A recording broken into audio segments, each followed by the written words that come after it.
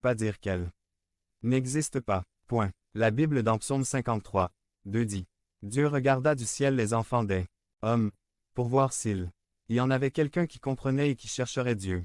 Dans ce verset, nous pouvons voir que même si nous ne connaissons pas l'emplacement du ciel, nous pouvons dire qu'il s'agit d'un lieu spécifique. De plus, même si la Bible ne nous donne pas l'emplacement exact du paradis, elle nous indique comment y accéder. Jésus dans L'. Évangile de Jean nous dit. Je suis le chemin, la vérité et la vie.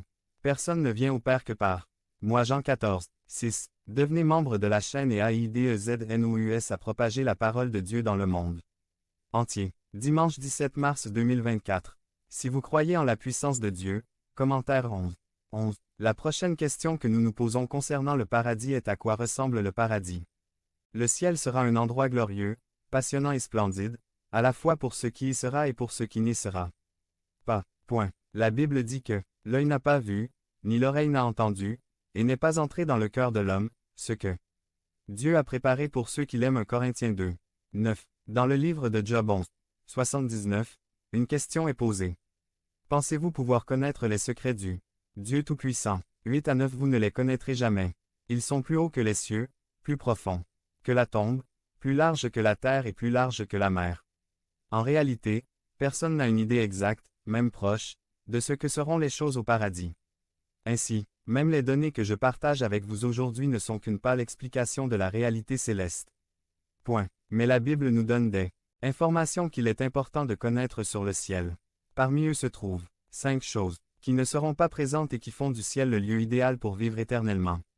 Il n'y aura plus de maladie. 1 Corinthiens 15, 53 dit.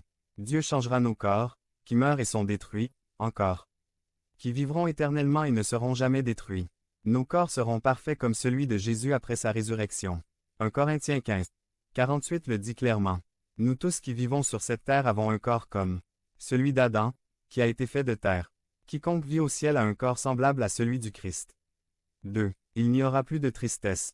La Bible dit que Dieu personnellement essuiera toute larme des yeux de vos enfants.